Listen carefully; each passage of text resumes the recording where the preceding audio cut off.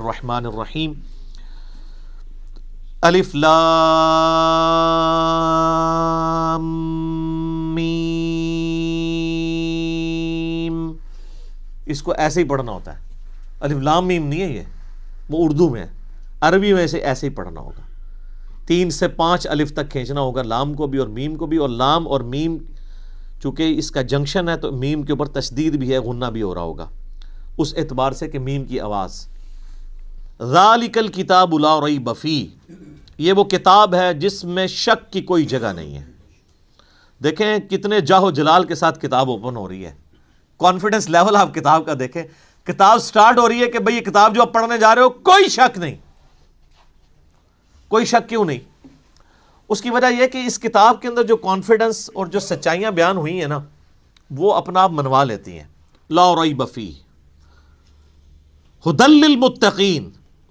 اگر فی ہی کو آپ آگے ملا لیں، لا ریب پہ آپ وقف کر لیں تو پھر یہ معنی بنے گا کوئی شک کی جگہ نہیں ہے. فی ہی ھدی للمتقین، اس میں ہدایت ہے پرہیزگاروں کے لیے. فی کو پیچھے کر لیں تب بھی معنی میں کوئی فرق نہیں پڑتا. ھدی للمتقین، یہ قرآن ہدایت ہے ان لوگوں کے لیے جو ڈر جائیں. یہ ترجمہ اصل ترجمہ ہے اس کا. الذین یؤمنون بالغیب، وہ ڈر جانے والے لوگ کون ہیں؟ ان کی نشانی آئی ہے کہ وہ غیب پر ایمان رکھتے ہیں. غیب کہتے ہیں ان سین چیز کو. جو غیب پر ایمان نہیں رکھتا اس کے لیے قرآن میں کوئی ہدایت نہیں ہے. وَيُقِيمُونَ الصَّلَاةَ، نماز قائم رکھتے ہیں. پھر وہ نماز پڑھتے نہیں ہیں. نماز پڑھنے والے بہت ہیں، قائم رکھنے والے بہت تھوڑے ہیں. یعنی نماز کا پھر حق ادا کرتے ہیں. ایک تو اس میں ظاہر ہے سب سے بہتر چیز وہی ہے، یعنی پاکیزگی کا اعتبار سے اور پھر پروٹوکول سے نماز پڑھنا. پھر اس کے بعد نماز پڑھنے کے بعد جب آپ حقوق العباد کے معاملات میں آئیں گے تو آپ واقعی جس خدا کو آپ نماز کے اندر مانے ہوئے تھے، نماز کے باہر بھی اسی خدا سے ڈرتے ہوئے آپ ہیرا پھیری نہیں کریں گے، ڈنڈی نہیں ماریں گے، رشتہ داروں کے حقوق نہیں دبائیں گے، ماں باپ کے ساتھ بد اخلاقی نہیں کریں گے، بیوی بچوں کے حقوق نہیں سلب کریں گے، کسی کی جائیداد نہیں ہتھیائیں گے، کسی کو دھوکہ نہیں دیں گے، دودھ میں پانی نہیں ملائیں گے، حرام خوری نہیں کریں گے. یہ سب کی سب چیزیں نماز قائم کروا رہی ہوں گی آپ سے. تو نماز قائم کرتے ہیں. وَمِمَّا رَزَقْنَاهُمْ يُنْفِقُونَ، اور وہ خرچ کرتے ہیں اس رزق میں سے جو ہم نے ہی ان کو دیا تھا. کیا بات ہے! ساتھ ہی کہہ دیا کہ اگر کر رہے ہو تو کسی کو اکڑ نہ آ جائے، دیا بھی ہمارا ہوا ہے. اور اس میں یہ چیز بھی امپلائڈ ہے کہ جو شخص گاڈ کانشیسنس رکھے گا، تقوی رکھتا ہوگا نا، وہ جیب ضرور ڈھیلی کرے گا. انسان جیب وہیں ڈھیلی کرتا ہے، پیسہ وہیں پہ خرچ کرتا ہے جہاں اس کا کوئی مفاد ہو. اب جس کا یہ یقین ہی نہیں ہے کہ اللہ تعالیٰ نے مجھے یہ مال خرچ کیا ہوا واپس لوٹانا ہے 700 گنا یا اس سے بھی بڑھ کے قیامت والے دن، وہ تو نہیں جیب ڈھیلی کرے گا. تو قرآن میں آیا کہ اپنے دیے ہوئے مال میں سے جو اللہ نے تمہیں دیا ہے خرچ کرو. والذین یؤمنون بما انزل الیک، اے نبی الاسلام وہ لوگ ہیں جو ایمان لاتے ہیں اس پر جو آپ کی طرف نازل ہوا، وما انزل من قبلک، اور اس پر بھی جو آپ سے پہلے نازل ہوا. اچھا ادھر یہ نہیں آیا کہ اور اس پر بھی جو آپ کے بعد نازل ہوگا. اس کا مطلب ہے کہ نبوت ختم ہو چکی ہے. وبالآخرۃ ہم یوقنون، اور آخرت کی زندگی کے اوپر وہ یقین رکھتے ہیں.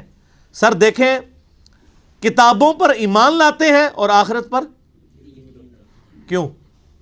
آخرت پہ ایمان لانا کافی نہیں ہے، یقین ہونا ضروری ہے. یقین نہیں ہوگا آپ کا قبلہ درست نہیں ہوگا. یقین کو آپ اسی طریقے سے سمجھ لیں کہ اگر آپ کو کہے نا کہ یار استری گرم استری کو اگر ہاتھ لگ جائے نا تو ہاتھ جل جاتا ہے، اور کسی کا جلا ہوا ہاتھ دکھا بھی دیا جائے تو صرف ایمان ہی ہوگا یہ آپ کا، کیونکہ آپ نے خود جلتے ہوئے نہیں دیکھا. یقین کے لیے آپ کو استری کے اوپر ہاتھ رکھنا پڑے گا، گرم استری پہ.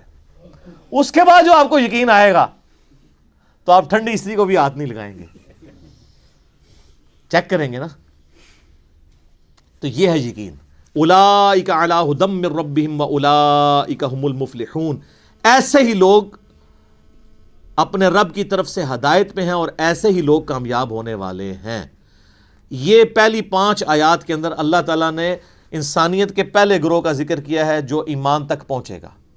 ان الذین کفروا، بے شک وہ لوگ جنہوں نے کفر اختیار کیا، سواء علیہم، ان کے لیے تو برابر ہے، انذرتہم، کہ آپ صلی اللہ علیہ وآلہ وسلم ان کو آخرت کا ڈر سنائیں، ام لم تنذرہم لا یؤمنون، یا آپ صلی اللہ علیہ وآلہ وسلم انہیں آخرت کا ڈر نہ سنائیں، ان کے لیے برابر ہے، لا یؤمنون، وہ ایمان نہیں لے کر آئیں گے۔ ختم اللہ علی قلوبہم، اللہ نے ان کے دلوں پر مہر لگا دی ہے، سیل کر دی ہے، یعنی سیل ہو گئی، اب کوئی چیز اس کے اندر داخل نہیں ہو سکتی۔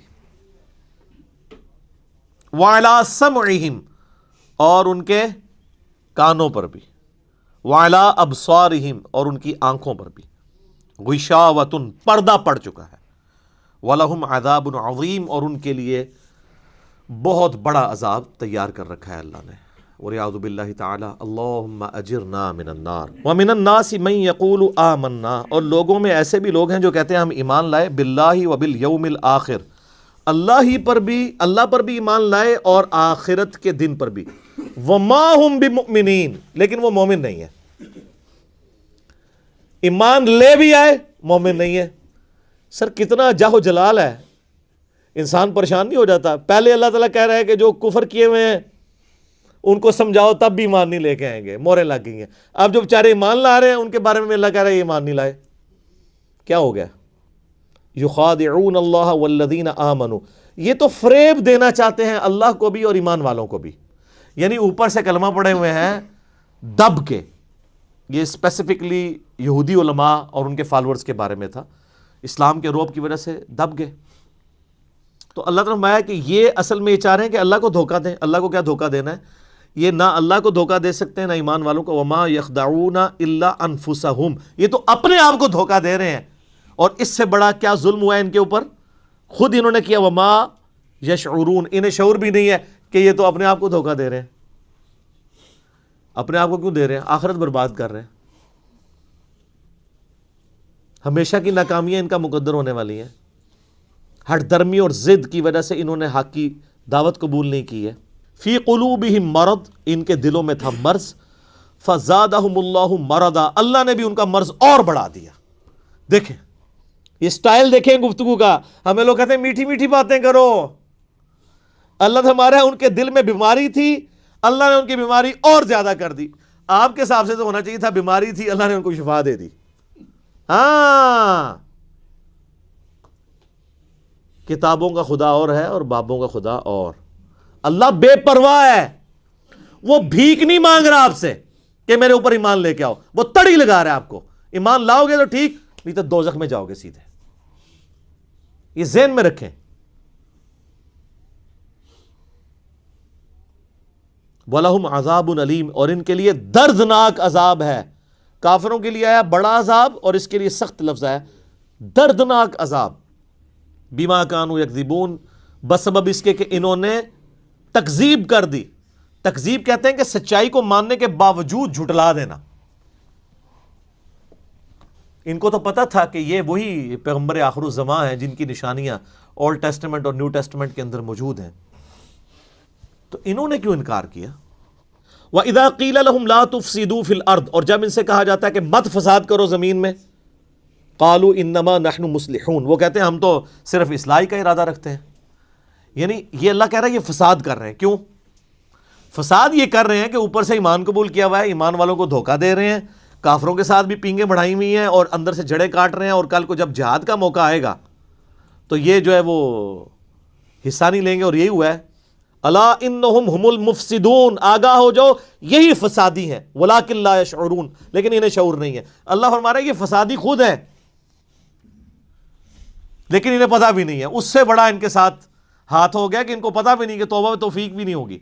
وَإِذَا قِيلَ لَهُمْ آمِنُوا، اور جب انہیں کہا جاتا ہے کہ ایمان لے آؤ، کما آمن الناس، جس طرح کہ باقی لوگ ایمان لے کے آئے ہیں جو کامل الایمان مومن ہیں مہاجرین اور انصار میں سے صحابہ کرام، جس طرح وہ ایمان لے کر آئے تم بھی اسی طرح کا ایمان لے آؤ۔ قالوا انؤمن کما آمن السفہاء، وہ کہتے ہیں ہم ان بیوقوفوں کی طرح ایمان لے آئیں، ان کو تو نہ اپنے بیوی بچوں کی پرواہ ہے، نہ ان کو اپنی کوئی زندگی عزیز ہے، کل کو جہاد میں جائیں گے کٹ جائیں گے، پیچھے بیوی بچوں کا کیا بنے گا، یہ تو ہے ہی سارے بیوقوف ہیں۔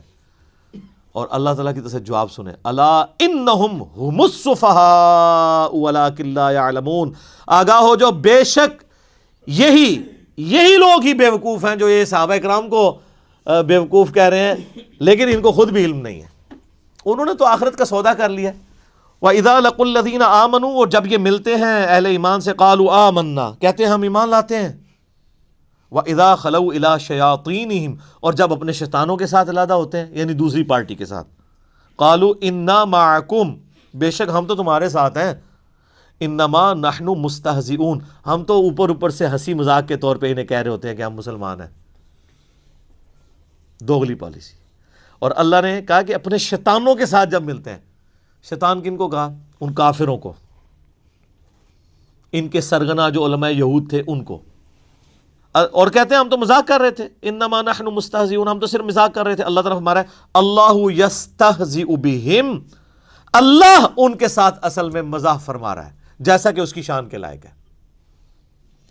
وَيَمُدُّهُمْ فِي طُغْيَانِهِمْ يَعْمَهُونَ، اور اللہ ان کو ڈھیل دے رہا ہے تاکہ اپنی سرکشی میں بھٹکتے رہیں اور سرکشی کریں تاکہ اور بڑے عذاب کے مستحق ہوں۔ اللہم اجرنا من النار، آمین۔ اولئک الذین اشتروا الضلالۃ بالہدی، اللہ فرماتا ہے یہ ہیں وہ منافق جنہوں نے خرید لی ہے گمراہی ہدایت کے بدلے میں، ہدایت بیچ دی اپنے ہاتھوں سے، مفت کی ہدایت ملی ہوئی تھی اور گمراہی خرید لی۔ فما ربحت تجارتہم وما کانوا مہتدین، تو اب ان کو یہ تجارت نفع نہیں دے گی اور نہ وہ ہدایت پہ کبھی آئیں گے۔ انہوں نے یار دیکھیں، بالکل کوئی شخص دریا کے کنارے پیاسا مر جائے تو کتنی بڑا بدبخت ہے۔ محمد رسول اللہ دنیا میں جلوہ افروز ہوں، اللہ کے ریپریزنٹیٹو، ہر لحاظ سے حجت تمام ہوئی ہو، ان کی موجودگی میں بھی کوئی کفر کی موت مر جائے، اس سے بڑا کون بدبخت ہو سکتا ہے؟ تو اللہ فرماتا ہے انہوں نے تو ہدایت آئی ہوئی اپنے ہاتھوں سے دے کے گمراہی خرید لی ہے، اور اب ان کو ہدایت نہیں ملنی ہے۔ اب دو مثالیں اللہ تعالیٰ نے بیان کی ہیں بڑی مزیدار منافقین کے بارے میں۔ پہلی مثال سنیں، مثلہم کمثل الذی استوقد نارا، ان کی مثال اس طرح ہے جیسے کوئی شخص آگ روشن کرے، فلما اضاءت ما حولہ، اور جب ہر چیز روشن ہو جائے اس آگ کی وجہ سے، جتنی اس ماحول میں ارد گرد ہے، ذہب اللہ بنورہم، اللہ تعالیٰ ان کی آنکھوں کا نور ہی لے جائے، وترکہم فی ظلمات لا یبصرون، اور ان کو اس گھپ اندھیرے میں رہنے دے جہاں ان کو کچھ سجھائی نہ دے، صم بکم عمی فہم لا یرجعون، پھر وہ ایسے لوگ گونگے ہیں، اندھے ہیں اور بہرے ہیں، سمن بہرے ہیں، بکمن گونگے ہیں، عمیون اندھے ہیں، فہم لا یرجعون یہ واپس نہیں پلٹ سکتے۔ یہ مثال ایسے دی کہ پرانے زمانے میں لوگ جنگلوں کا سفر کرتے تھے نا، بڑی مشکل سے لکڑیاں جمع کرتے تھے، رات کے وقت روشنی جلاتے تھے تاکہ کوئی جنگلی جانور حملہ آور نہ ہو۔ اللہ تعالیٰ نے آگ کا ایسا روب رکھا ہے کہ آگ کہیں جل رہی ہو تو شیر بھی قریب نہیں جاتا، شیر بھی آگ سے ڈرتا ہے، تو وہ اپنی سیکیورٹی کے لیے آگ جلایا کرتے تھے۔ یا سردیوں کا موسم ہے تو وہ اس سے ہیٹ حاصل کرے، پلس روشنی بھی مل جاتی تھی، اس وقت الیکٹریسٹی تو نہیں تھی، تو اسی روشنی میں اپنے باقی کام کر لیتے تھے، کھانا پکانے کا یہ وہ۔ تو اللہ تعالیٰ فرماتا ہے ان کی مثال اسی طریقے سے ہے کہ اتنی محنت کے ساتھ ایک جنگل میں کوئی آگ جمع کرے، روشنی بھی ہو جائے، سب کچھ نظر آنا شروع ہو جائے، اور عین اس وقت میں اس روشنی سے نفع اٹھانے والے لوگوں کی بینائی ختم ہو جائے، ان کی بصارت چلی جائے، ان کی سننے کی صلاحیت چلی جائے، اندھے ہو جائیں، بہرے ہو جائیں، گونگے ہو جائیں، تو کتنے بدبخت ہیں کہ اب ہر فیسلٹی سامنے موجود تھی، اس سے نفع اٹھانے کی بجائے ان کی اپنی ساری کوالٹیز جاتی رہیں۔ یہی ہوا ہے منافقین کے ساتھ کہ اللہ تعالیٰ نے محمد رسول اللہ صلی اللہ علیہ وآلہ وسلم کے ذریعے توحید کی شمع روشن کی، بالکل جب ہر چیز واضح نظر آ گئی کہ یہ وہی پیغمبر ہیں جن کی نشانیاں تورات اور انجیل کے اندر موجود ہیں، اور عین جب ٹائم آیا کہ یہی یہودی جو تڑی لگایا کرتے تھے اوس اور خزرج کو، یہ اسلام قبول کرتے، اینڈ ٹائم پہ انہوں نے انکار کیا اور اللہ کے عذاب کا کوڑا ان پہ برسا کہ ان کی آنکھوں کی بینائی چلی گئی۔ اب محمد رسول اللہ صلی اللہ علیہ وآلہ وسلم ایک روشنی کا مینار سامنے موجود ہیں، لیکن یہ اتنے بدبخت ہیں کہ ان کی بینائی جا چکی ہے، ان کو دیکھ کے بھی اب ایمان قبول نہیں کریں گے۔ دوسری مثال، او کصیب من السماء فیہ ظلمات ورعد، یا پھر ان کی مثال ایسی ہے کہ آسمان سے بادلوں سے می برس رہا ہو، بڑی تیز بارش ہو رہی ہو، فیہ ظلمات و رعد و برق، اور اس بارش کے موسم کے اندر اندھیرا بھی چھایا ہوا ہو کالے بادلوں کی وجہ سے، اور گرج بھی ہو، اور بجلی بھی چمک رہی ہو، یعنی ایک طوفانی موسم ہو. یجعلون اصابعہم فی آذانہم من الصواعق حذر الموت، اور ٹھونستے ہیں یہ لوگ اپنی انگلیاں اپنے کانوں میں کڑک کے باعث موت کے ڈر سے. واللہ محیط بالکافرین، حالانکہ اللہ ایسے کافروں کو گھیرے ہوئے ہے. یکاد البرق یخطف ابصارہم، قریب ہے کہ بجلی اچک لے ان کی بینائی کو. کلما اضاء لہم مشوا فیہ، جب کبھی وہ بجلی چمکتی ہے تو اس بجلی کی چمک کی وجہ سے وہ روشنی جو آتی ہے اس روشنی میں چلنا شروع کر دیتے ہیں، کیونکہ گپ اندھیرا ہے کالے بادلوں کی وجہ سے، دن کے وقت بھی ہو جاتا ہے رات کے وقت بھی، اس روشنی کے سے تھوڑا سا راستہ نظر آتا ہے تو چلنا شروع کرتے ہیں. وَإِذَا أَظْلَمَ، اور جب وہ اس پہ اندھیرا چاہتا ہے، علیہم اس پر، ان پر، قاموا تو کھڑے ہو جاتے ہیں. وَلَوْ شَاءَ اللَّهُ لَذَهَبَ بِسَمْعِهِمْ وَأَبْصَارِهِمْ، اور اگر اللہ چاہتا تو ان کی سماعت بھی لے جاتا اور ان کی بصارت بھی، کانوں اور آنکھوں سے انہیں محروم کر دیتا. ان اللہ علی کل شیء قدیر، بے شک اللہ تعالی ہر چیز کے اوپر قدرت رکھتا ہے. یہ بڑی امپورٹنٹ مثال ہے کہ یہ اللہ تعالیٰ کی طرف سے می برس رہا ہے، اللہ کی رحمت کا، نبی علیہ السلام کی موجودگی ہے، اللہ کی طرف سے وحی آسمان سے نازل ہو رہی ہے. لیکن یہ وحی خالی وحی نہیں آ رہی ہے، اس کے ساتھ پھر جہاد کی اور قتال کی تکلیفیں بھی جڑی ہوئی ہیں، معاشرے کی جو پابندیاں وہ بھی جڑی ہوئی ہیں. باپ کو بیٹے سے الگ ہونا پڑے گا، بھائی کو بھائی سے الگ ہونا پڑے گا. اب یہ منافقین کا حال یہ ہے، چونکہ یہ تو دنیا دار ہوتے ہیں، جب ان کے اوپر کوئی مصیبت آتی ہے نا تو ٹھٹک کے کھڑے ہو جاتے ہیں، دین پہ چلنے سے انکار کر دیتے ہیں، اور جب حالات سازگار ہوتے ہیں تو چلنا شروع کر دیتے ہیں. تو یہ مذبذبین بین ذالک، اس کے درمیان یہ اوسیلیٹ کرتے رہتے ہیں. حالات سازگار ہوں تو دین پہ چلیں گے، اور جیسے ہی مشکل وقت آئے گا ٹھٹک کے کھڑے ہو جائیں گے. تو یہی اکثر لوگ کرتے ہیں. یہ دین کے معاملات اب آپ دیکھ لیں، جب دین پہ چلنا آسان ہو تو سارے بڑے خوش ہیں، جب دین کے اوپر چلنا مشکل ہو جائے تو بڑے بڑے ایمان والوں کے بھی وضو ٹوٹ جاتے ہیں. یا ایھا الناس اعبدوا ربکم الذی خلقکم والذین من قبلکم لعلکم تتقون. میرے بھائیو، اس سے پہلے جو 20 آیات گزری ہیں ان میں اللہ تبارک و تعالیٰ نے انسانیت میں جو 3 گروہ ہیں، نمبر 1 اہل ایمان، نمبر 2 وہ لوگ جو جان بوجھ کے کفر اختیار کرتے ہیں، اور نمبر 3 منافقین، ان کا ذکر کیا تھا. اب یہ پوری وہ تمہید کے بعد اس رکوع کے اندر آیت نمبر 21 سے آن ورڈ آیت نمبر 29 تک یہ مسلسل، اب یہ جو 9 آیات ہیں یہ قرآن حکیم کی دعوت ہے اپنے مخاطب کو، کہ قرآن اپنے مخاطب سے کیا چاہتا ہے، اللہ تعالیٰ کی کیا ریکوائرمنٹ ہے، یہ کتاب کس لیے نازل ہوئی ہے، انبیاء کے آنے کا مقصد کیا ہے، اس دنیا کی زندگی کا آخر انجام کیا ہونے والا ہے. یعنی پوری کی پوری جو ایک ڈاکٹرن ہے دین کی، وہ اس ایک رکوع کے اندر 9 آیات کے اندر بڑی زوردار طریقے سے بنیادی جو باتیں جو انسانوں کے علم میں ہوتی ہیں اس کی بنیاد کے اوپر بیان ہوئی ہیں. اسی لیے آپ دیکھیں اس کا خطاب، اگرچہ یہ صورت تو مدنی ہے اور مدنی صورتوں کا اسلوب زیادہ تر یا ایھا الذین آمنوا کے ساتھ ہوتا ہے، لیکن چونکہ یہ پوری انسانیت کو دعوت دی جا رہی ہے اس لیے ان آیات کا جو سٹارٹ ہے وہ پوری انسانیت کو مخاطب کر کے ہے. یا ایھا الناس، اے پوری انسانیت، اے لوگو، اعبدوا ربکم، عبادت کرو اس رب کی، الذی خلقکم، جس نے تمہیں پیدا کیا، والذین من قبلکم، اور جو تم سے پہلے لوگ گزر چکے یا جو اگلے لوگ گزر چکے ان کو بھی اسی نے پیدا کیا، لعلکم تتقون، تاکہ تم ڈر سکو، پرہیزگار بن سکو. سارے انبیاء کی دعوت کا مقصد ساری الہامی کتابیں نازل ہونے کا ایک ہی مقصد ہے کہ عبادت اس رب کی کرنی ہے. اللہ کو ماننا کافی نہیں ہے بلکہ اللہ کی بھی ماننی ہے. اسی لیے یہاں یہ بات نہیں آ رہی کہ اس اللہ کو مانو، بلکہ کہا جا رہا ہے اس اللہ کی عبادت بھی کرو. الذی جعل لکم الارض فراشا، وہی اللہ ہے جس نے اس زمین کو تمہارے لیے بچھونا بنایا ہے. والسماء بناء، اور آسمان کو چھت بنایا ہے. اب اس حصے کے اوپر بھی گھنٹوں بولا جا سکتا ہے کہ یہ زمین جو بچھونا بنائی ہے، صرف اس کی ایک فزیکل پراپرٹی کو ڈسکس کیا جا رہا ہے کہ زمین کو رہنے کے قابل بنایا ہے.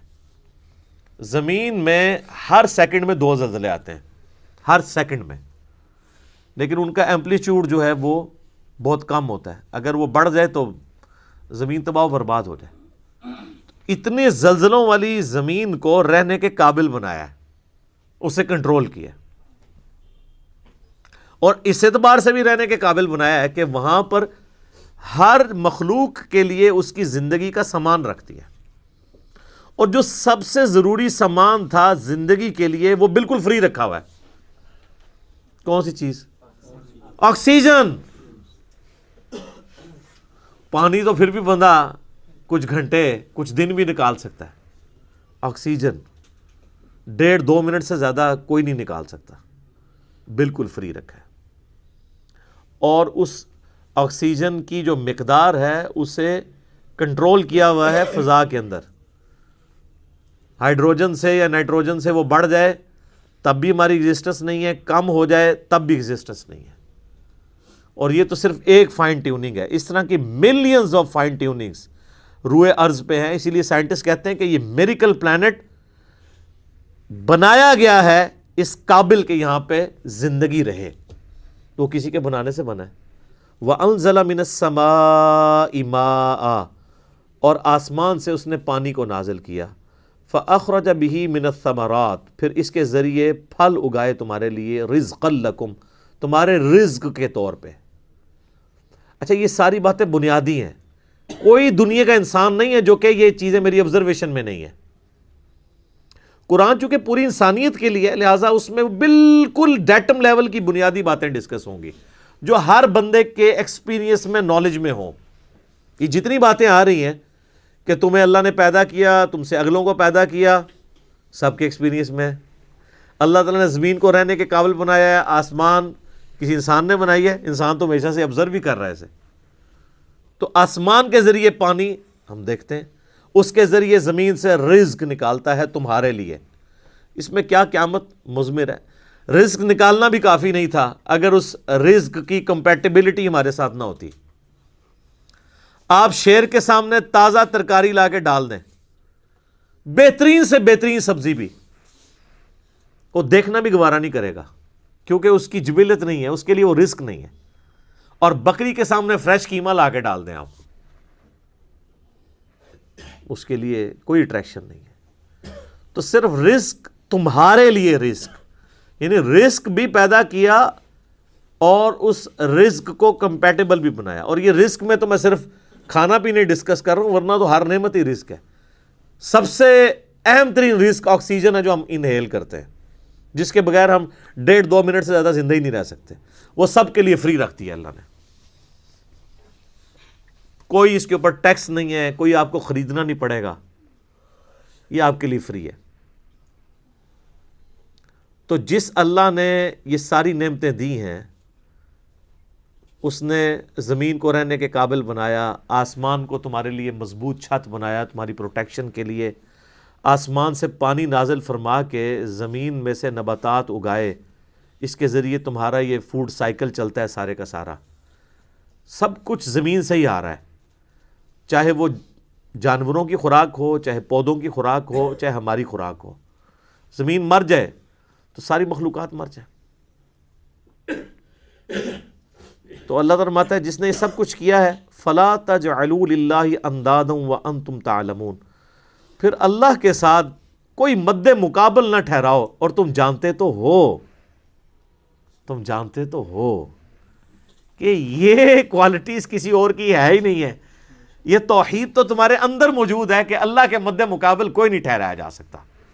وَإِن كُنتُمْ فِي رَيْبٍ مِّمَّا نَزَّلْنَا عَلَىٰ عَبْدِنَا، اور اگر تمہیں یہ شک ہو، کوئی شک ہو اس چیز کے بارے میں جو ہم نے اپنے بندے پر نازل کی ہے، یعنی قرآن.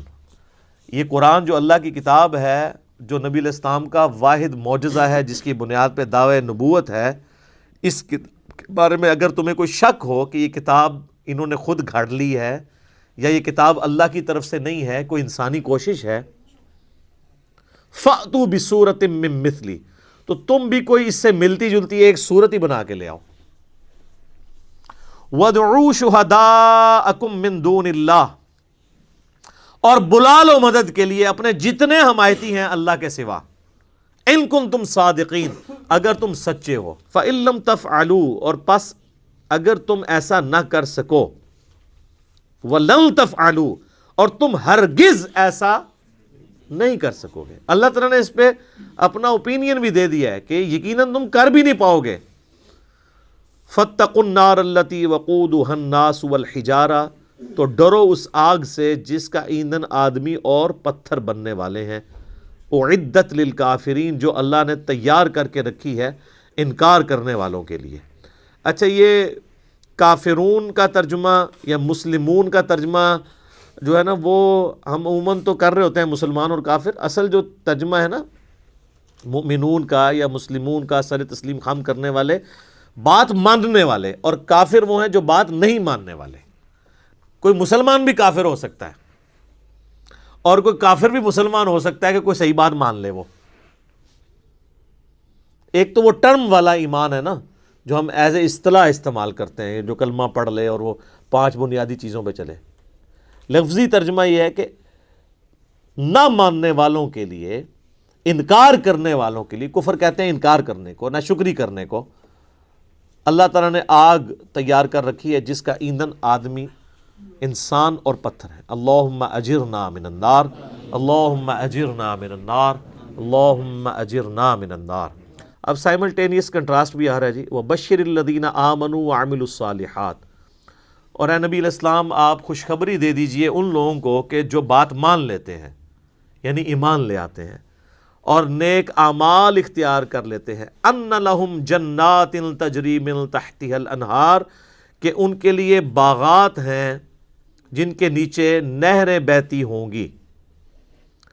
کلما رزقوا، جب کبھی بھی انہیں رزق دیا جائے گا اس جنت میں، منہا ان باغوں میں سے، من ثمرۃ الرزق، کوئی پھل رزق کی شکل میں ان کو جب پیش کیا جائے گا، اہل جنت کو جنت میں جب کوئی فروٹ دیا جائے گا، قالوا ھذا الذی رزقنا من قبل، وہ کہیں گے یہ تو وہی ہے جو ہمیں اس سے پہلے دنیا میں بھی دیا جاتا تھا. وَأُتُوا بِهِ مُتَشَابِهًا، حالانکہ وہ ان کو اس سے ملتا جلتا فروٹ دیا جا رہا ہوگا، ایگزیکٹ نہیں ہوگا. ملتا جلتا اس لیے دیا جائے گا کہ انسان کی ایک نیچر ہے. دنیا میں بھی آپ دیکھ لیں، آپ کسی دسترخوان پہ بیٹھے ہوں تو سب سے پہلے اس چیز کو ہاتھ ڈالتے ہیں جس کے ساتھ آپ مانوس ہوں. آپ کسی ولیمے پہ بھی جاتے ہیں تو آپ کے سامنے کوئی ایسی عجیب و غریب ڈش آ جائے تو آپ اس کے رسک نہیں لیتے کھانے کا کہ پتہ نہیں کیا ذائقہ ہو، الٹا پلیٹ بھر کے بیٹھ جاؤں اور اس دوران جو میں نے کھانا تھا وہ ختم ہی ہو جائے. یہ بھی چانس ہوتا ہے نا. تو انسان مانوس اس چیز کے ساتھ ہوتا ہے جو پہلے اس نے اس کو ایکسپیرینس کیا ہو. یہ اللہ تعالیٰ نے انسان کی نیچر رکھی ہے. تو جنت میں بھی ابتدائی مہمان نوازی کے طور پہ جنتیوں کو وہ رزق دیا جائے گا جو دنیا میں وہ ایکسپیرینس کر چکے ہیں. وَلَهُمْ فِيهَا أَزْوَاجٌ مُطَهَّرَةٌ، اور وہاں پہ ہوں گی ان کے لیے پاکیزہ بیویاں. پاکیزہ بیویاں دنیا کی بیویاں بھی اور جنتی حوریں بھی، وہ آگے چل کے ذکر آ جائے گا اس حوالے سے. اچھا، جنت میں جتنی بھی نعمتیں ہیں نا، ان میں جو یعنی ڈومیننٹ نعمتیں ہیں، ان کا کچھ نہ کچھ حصہ اللہ نے دنیا میں اس حوالے سے رکھا ہے کہ انسان اس نعمت کو ایکسپیرینس کر سکے. لیکن وہ زمین آسمان کا فرق ہے، لیکن کسی درجے میں ایکسپیرینس کروایا گیا، اور ایکسپیرینس کروایا گیا ہے تو تبھی ان چیزوں میں اٹریکشن ہے. اگر اٹریکشن نہیں ہوگی تو اس کے لیے تگ و دو کون کرے گا؟ اور دنیا کی نعمتیں تو فنا ہونے والی ہیں، لیکن ان نعمتوں کے ساتھ آ رہا ہے وَهُمْ فِيهَا خَالِدُونَ، وہ رہیں گے ہمیشہ ہمیش اس کے اندر، نہ ختم ہونے والی نعمتیں۔ اچھا دنیا میں کوئی بڑے سے بڑی بھی نعمت ہے نا، وہ اچھی انسان کو لگتی ہے، لیکن جیسے ہی اس کے چھوٹ جانے کا خیال آتا ہے تو دل کے اوپر غم کا غلبہ ہو جاتا ہے، اور جنت میں غم نہیں ہے، اس لیے جنت میں ہمیشہ کی نعمت ہے۔